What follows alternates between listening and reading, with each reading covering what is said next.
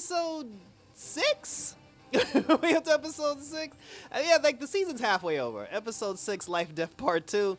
And it's your boy Icon with a Marvel animated TV review. And I'm just gonna say this. I'm just gonna whoever the person is who is responsible for doing the X-Men intro, pay this person more money, because sweet Jesus, there is a new cast of characters on this list every single week. It's like now Magneto's off the damn roster, Gambit's off. They done put Nightcrawler in and he ain't even on the damn show. Nightcrawler was in last week's episode, not this week's episode. How's Nightcrawler in the beginning? What happened to Bishop? Where's Cable? I'm like, at some point, it's just gonna be like Cyclops and Wolverine. You might as well put Madeline Pry in the damn intro.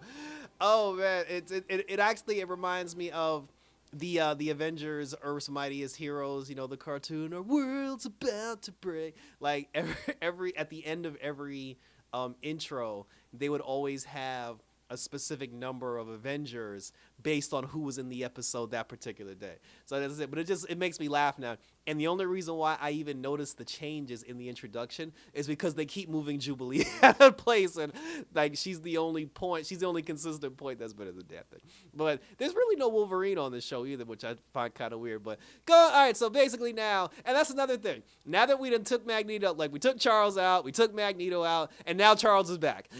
So we're in the Shi'ar Empire. Charles Xavier, he's out there. Him and his girlfriend, they've pledged their love and they're about to get married. She saved his life from the original series finale from dying. She's given him an exoskeleton so he can walk, and she told her subjects that she was like, oh, Charles and I are to be wed.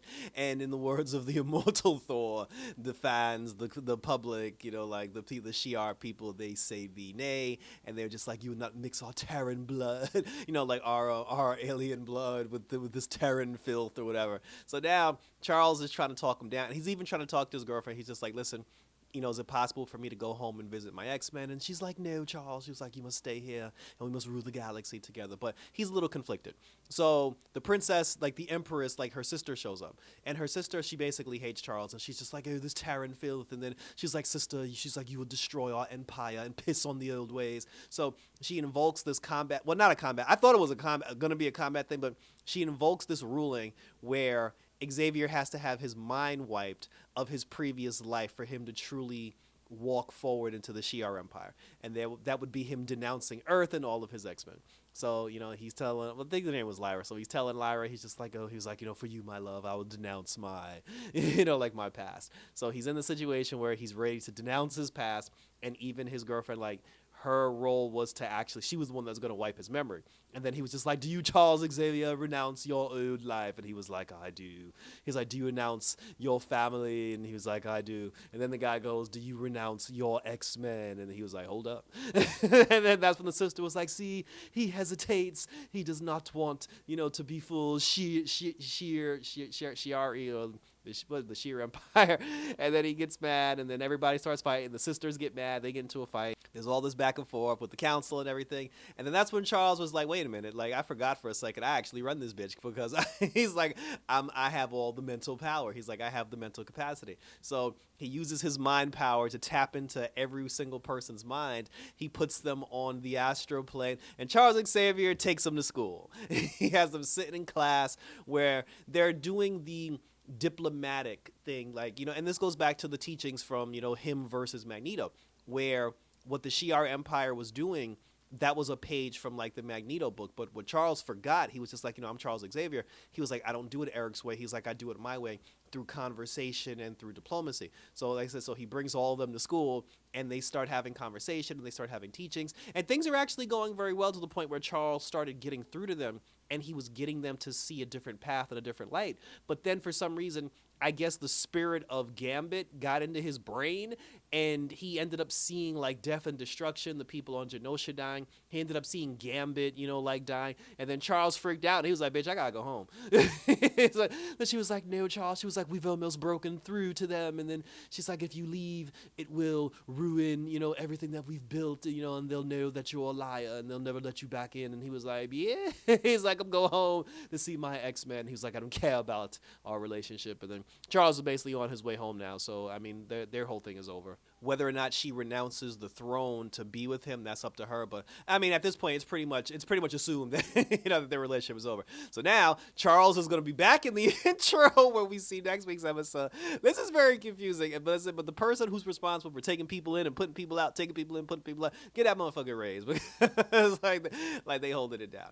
So that was basically like the Charles Xavier portion of it. And then at the end of the then there was the storm port. And see, that's another thing, because the storm thing, like, honestly, the whole thing with the bird and death and like the entity of evil, like, I didn't really understand all that shit.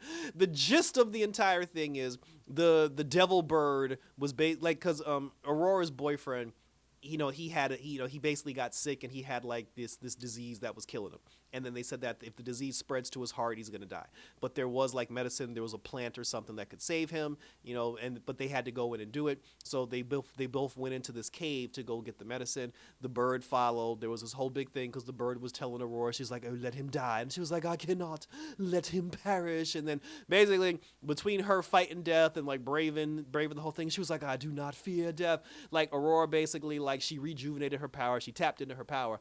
I don't know how having her power back forced her to create new clothing, but that's a new one on my end. But Storm, basically, she restarted her power. She got her power back. She got a brand new outfit. She looking sexy as hell. And now she's renounced death. So like that whole entity is gone. She got the medicine. She saved her boyfriend. And then while she was sitting there, she saw the devastation of Genosha on TV. So now she knows that the X-Men, like some X-Men had died. She knows that everybody's in trouble. She knows that there's an attack on mutant kind. So now that she got her power back, she's going to be back in, I don't even know where the X-Men live, like upstate New York. So she's going to go back upstate to rejoin the X-Men. She's probably going to bring Homeboy with her. So now both of them are going to be in the intro, like along with Charles. And then finally, in the very like last scene, Mr. Sinister came back, so Sinister's back up in the mix. Like I said, there was no Cyclops, no Jean, no Madeline Pride, no Beast, no Jubilee. So we're gonna find out what happens. But everybody coming back, like Storm coming back, like Charles is coming back. But like I said before, the whole thing about Gambit dying and Magneto dying. One, I don't even think that Gambit is really dead yet. I mean, I don't even think Magneto's dead because we never saw Magneto's body. But at the end of the day, Cable's gonna come back. There's gonna be some time travel shit because we're only getting 10 episodes. And the last 3 episodes are a 3-parter because I saw the titles online. It's like a something part 1, part 2, part 3. So we're going to get like a 3-story arc to conclude the season, which means there's going to be time travel involved. We're going to go back in time. We're going to save some lives. That's how the episode ended, and thank you for tuning in.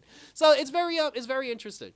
I mean, for the show to only have a 10-episode arc, I don't understand the purpose of taking people out to put them back in. I don't understand the purpose of like switching out characters. Honestly, just do the goddamn intro and just put all 15 of them in the damn intro. Because like they were even having like new footage of people that like people whose names weren't popping up in the thing. They actually had footage of them like in the intro as well. So I mean, like I said, I don't understand the point of taking people off the board just to put them back.